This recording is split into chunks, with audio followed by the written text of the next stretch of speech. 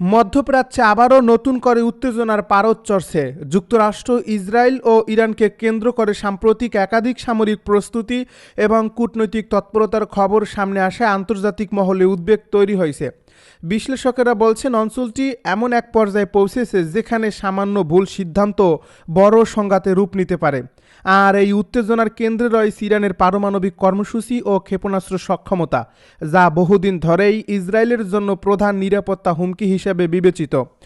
বিশ্বস্ত সূত্রের বরাতে মার্কিন সংবাদ মাধ্যম সিবিএস নিউজ জানিয়েছে, যুক্তরাষ্ট্রের প্রেসিডেন্ট ডোনাল্ড ট্রাম্প গত ডিসেম্বরে তার মার-আল লাগু বাসভবনে অনুষ্ঠিত এক বৈঠকে ইরানের ক্ষেপণাস্ত্র কর্মসূচির বিরুদ্ধে সম্ভাব্য ইসরায়েলি হামলার প্রতি সমর্থন জানান। তবে এই সমর্থন সরাসরি এবং নিশ্চিত নয়, বরং তা নির্ভর করছে যুক্তরাষ্ট্র ও ইরানের মধ্যে চলমান পারমাণবিক আলোচনার অগ্রগতির উপর।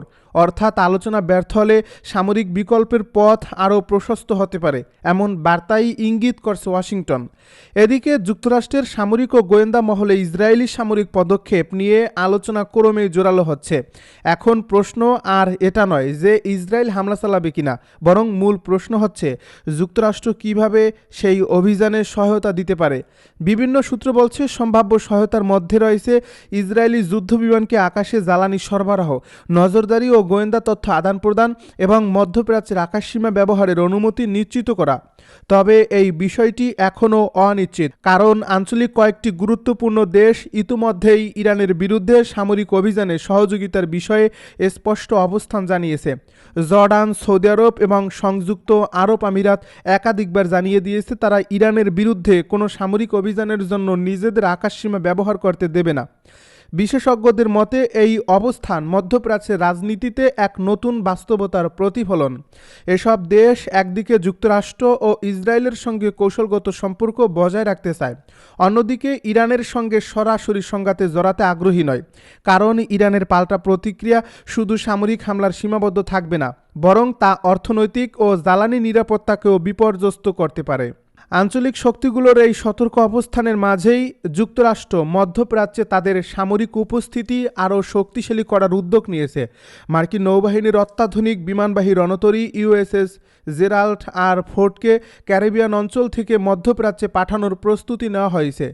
এই যুদ্ধজাহাজ এবং তার সঙ্গে থাকা স্ট্রাইক গ্রুপ মোতায়েনের উদ্দেশ্য হল অঞ্চলটিতে যুক্তরাষ্ট্রের সামরিক সক্ষমতা বৃদ্ধি করা এবং সম্ভাব্য সংঘাতের ক্ষেত্রে দ্রুত প্রতিক্রিয়া জানানোর সক্ষমতা নিশ্চিত করা। বিশেষজ্ঞরা বলছেন এমন বিমানবাহী রণতরী মোতায়েনের সিদ্ধান্ত সাধারণত তখনই নেওয়া হয় যখন পরিস্থিতিকে অত্যন্ত উচ্চ ঝুঁকিপূর্ণ হিসেবে দেখা হয়। বর্তমানে মধ্যপ্রাচ্যে যুক্তরাষ্ট্রের উল্লেখযোগ্য সামরিক উপস্থিতি রয়েছে। বিভিন্ন ঘাঁটি ও নৌবহরের মাধ্যমে ওয়াশিংটন এই অঞ্চলে নিজেদের শক্ত অবস্থান ধরে রেখেছে। বিশ্লেষকদের মতে ইরানকে বার্তা দেওয়ার পাশাপাশি ইসরায়েলকে আশ্বস্ত করাও এই সামরিক প্রস্তুতির অন্যতম লক্ষ্য, কারণ ইসরায়েল বহুদিন ধরে দাবি করে আসছে ইরান যদি পারমাণবিক অস্ত্র তৈরির পথে এগিয়ে যায় তবে তা শুধু ইসরায়েল নয়, পুরো বিশ্বের জন্য হুমকি হয়ে উঠবে। তবে সামরিক প্রস্তুতির পাশাপাশি কূটনৈতিক তৎপরতাও সমানভাবে সক্রিয় রয়েছে। যুক্তরাষ্ট্র ও ইরানের মধ্যে পারমাণবিক কর্মসূচি নিয়ে আলোচনা এখনও চলমান। ইরানের পক্ষ থেকে ইঙ্গিত দেওয়া হয়েছে তারা কিছু মাত্রায় ইউরেনিয়াম সমৃদ্ধকরণ সীমিত করতে পারে যদি তাদের উপর আরোপিত কঠোর অর্থনৈতিক নিষেধাজ্ঞা শিথিল করা হয়। কিন্তু ওয়াশিংটন চাইছে এমন একটি চুক্তি যেখানে ইরানের ক্ষেপণাস্ত্র কর্মসূচি এবং আঞ্চলিক প্রক্সি গোষ্ঠীগুলোর অর্থায়নের বিষয়টিও অন্তর্ভুক্ত থাকবে। এখানেই দুই পক্ষের মধ্যে মত পার্থক্য সবচেয়ে বেশি। ইসরায়েলের প্রধানমন্ত্রী বেনিয়ামিন নেতানিয়াহু বরাবরই যুক্তরাষ্ট্র ইরান আলোচনার বিষয়ে সন্দেহ প্রকাশ করে আসেন। তিনি একাধিকবার ওয়াশিংটন সফর করে মার্কিন নেতৃত্বকে সতর্ক করেছেন যে ইরানের সঙ্গে কোনো চুক্তি হলে তা যেন আগের মতো অসম্পূর্ণ না হয়। নেতানিয়াহুর দাবি ইরানের শুধু পারমাণবিক কার্যক্রম সীমিত করলেই হবে না, তাদের ক্ষেপণাস্ত্র সক্ষমতা এবং মধ্যপ্রাচ্যে প্রভাব বিস্তারের কৌশলও নিয়ন্ত্রণ করতে হবে, কারণ ইসরায়েলের মতে ইরান শুধু পারমাণবিক প্রযুক্তি নয়, তাদের সমর্থিত সশস্ত্র গোষ্ঠীগুলোর মাধ্যমেও অঞ্চলকে অস্থিতিশীল করছে। আগেই গুঞ্জন ছিল রাশিয়ার অত্যাধুনিক আক্রমণাত্মক হেলিকপ্টার MI-28NE নাইট হান্টার ইতোমধ্যেই ইরানের হাতে পৌঁছে গেছে। এবার সেই জল্পনা আরও শক্ত হল, কারণ চলতি মাসে তেহরানের আকাশে এই ভয়ঙ্কর যুদ্ধযানকে উড়তে দেখা গেছে। পশ্চিম তেহরান ও মেহেরাবাদ বিমানবন্দরের আকাশে পরীক্ষামূলক উড্ডয়নের সময় তোলা উচ্চ রেজলিউশনের ছবিতে স্পষ্টভাবে ধরা পড়েছে নাইট হান্টারের উপস্থিতি। সামরিক পর্যবেক্ষকদের মতে এটি শুধু একটি নতুন হেলিকপ্টার সংযোজন নয়, বরং মধ্যপ্রাচ্যের আকাশযুদ্ধে একটি নতুন অধ্যায়ের সূচনা হতে পারে। ছবিতে দেখা যায় হেলিকপ্টারটির প্রধান আকর্ষণ হচ্ছে এর must mounted N025ME millimetre wave radar. এই রাডার ব্যবস্থাটি Mi-28 সিরিজের অন্যতম বড় শক্তি হিসেবে পরিচিত।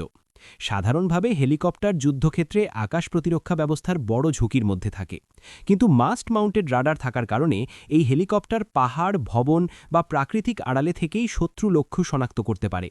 অর্থাৎ পুরো হেলিকপ্টারকে উন্মুক্ত না করেই শুধু রাডার অংশ বের করে পরিস্থিতি পর্যবেক্ষণ করা সম্ভব হয়। এই সুবিধে হেলিকপ্টারটিকে আরও বেশি প্রাণঘাতী এবং একই সঙ্গে বেঁচে থাকার সক্ষমতা বাড়িয়ে দেয়।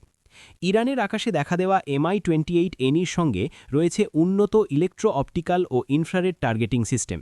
এর ফলে দিন কিংবা রাত যে কোনো সময় শত্রুর অবস্থান শনাক্ত ও আক্রমণ পরিচালনা করা সম্ভব। বিশেষ করে নাইট অপারেশনের জন্য এই হেলিকপ্টারকে বিশ্বজুড়ে ভয়ঙ্কর একটি প্ল্যাটফর্ম হিসেবে ধরা হয়। এর নামের মধ্যেই রয়েছে নাইট হান্টার, যার অর্থ রাতের শিকারী।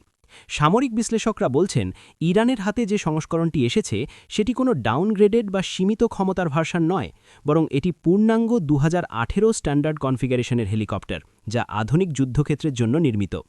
এই হেলিকপ্টার চালিত হয় দুটি VK2500 টার্বোশেফট ইঞ্জিনে, যা মরুভূমি এবং উচ্চভূমির মতো কঠিন পরিবেশে কার্যকর অপারেশন নিশ্চিত করতে সক্ষম। মধ্যপ্রাচ্যের আবহাওয়া ও ভৌগোলিক পরিস্থিতিতে এই ইঞ্জিনের কার্যকারিতা অত্যন্ত গুরুত্বপূর্ণ, কারণ পারস্য উপসাগরীয় অঞ্চলে প্রচণ্ড গরম এবং ধূলিঝড়ের মতো পরিবেশে অনেক সময় হেলিকপ্টারের ইঞ্জিন পারফরম্যান্স কমে যায়। তবে VK2500 ইঞ্জিন এই সীমাবদ্ধতা কাটিয়ে তুলনামূলক স্থিতিশীল শক্তি প্রদান করে বলে দাবি করা হয়। নাইট হান্টারের অস্ত্রভাণ্ডারও কম ভয়ঙ্কর নয়। এতে রয়েছে 30 মিলিমিটার 2A42 অটোমেটিক কামান, যা স্থল লক্ষ্যবস্তু ধ্বংসে অত্যন্ত কার্যকর। এর পাশাপাশি এটি সর্বোচ্চ 16টি পর্যন্ত অ্যান্টি ট্যাঙ্ক মিসাইল বহন করতে পারে, যা সাজোয়া যান ও ট্যাঙ্কের জন্য বড় হুমকি। আরও রয়েছে 80 ও 122 মিলিমিটার রকেট পড, যা যুদ্ধক্ষেত্রে দ্রুত এবং ব্যাপক আগুনের শক্তি প্রয়োগ করতে সক্ষম। এছাড়া এতে এয়ার টু এয়ার মিসাইল যুক্ত থাকার সম্ভাবনাও রয়েছে, যা শত্রু হেলিকপ্টার বা ড্রোন প্রতিহত করতে সহায়ক হবে। সর্বোপরি এর বহন ক্ষমতা 2100 কেজিরও বেশি, যা এটিকে দীর্ঘমেয়াদী আক্রমণ ও অভিযানের জন্য আরও সক্ষম করে তোলে। সবচেয়ে গুরুত্বপূর্ণ দিক হচ্ছে এই হেলিকপ্টারে রয়েছে লেজার ভিত্তিক DIRCM self defence system. DIRCM বা directional infrared counter measure system infrared guided মিসাইলকে বিভ্রান্ত করতে পারে। অর্থাৎ শত্রুর স্বল্প পাল্লার আকাশ প্রতিরক্ষা ব্যবস্থা, বিশেষ করে ম্যানপ্যাডসের মতো হিট সিকিং মিসাইলের বিরুদ্ধে এটি অনেক বেশি টিকে থাকতে পারবে। আধুনিক যুদ্ধক্ষেত্রে হেলিকপ্টারের সবচেয়ে বড় হুমকি হচ্ছে কাঁধে বহনযোগ্য মিসাইল ব্যবস্থা, কারণ এগুলো দ্রুত মোতায়েন করা যায় এবং অনেক ক্ষেত্রেই অপ্রত্যাশিতভাবে আঘাত হানে। সেখানে DIRCM সিস্টেম নাইট হান্টারকে তুলনামূলক নিরাপদ অবস্থানে রাখবে। বিশ্লেষকরা বলছেন, এই হেলিকপ্টার ইরানের হাতে চলে যাওয়ার অর্থ হচ্ছে আঞ্চলিক নিরাপত্তা পরিস্থিতিতে নতুন হিসেব যোগ হওয়া, কারণ মধ্যপ্রাচ্যের আকাশে বহুদিন ধরেই যুক্তরাষ্ট্র এবং তার মিত্ররা আধিপত্য বজায় রেখেছে। পারস্য উপসাগর, হরমুজ প্রণালী কিংবা ইরাক সিরিয়ার আকাশে মার্কিন সামরিক উপস্থিতি বরাবরই শক্তিশালী। তবে Mi-28NEর মতো আক্রমণাত্মক প্ল্যাটফর্ম যুক্ত হলে ইরান নিম্ন উচ্চতার আকাশ নিয়ন্ত্রণে আরও শক্ত অবস্থান তৈরি করতে পারবে। বিশেষ করে ক্লোজ এয়ার সাপোর্ট মিশন এবং অ্যান্টি আর্মার যুদ্ধক্ষেত্রে এটি বড় ধরনের চ্যালেঞ্জ হয়ে উঠতে পারে। এই হেলিকপ্টার পাহাড়ি এলাকা কিংবা শহরে যুদ্ধক্ষেত্রে বিশেষভাবে কার্যকর, কারণ এটি আড়াল থেকে লক্ষ্য শনাক্ত করে হঠাৎ পপ আপ অ্যাটাক চালাতে পারে।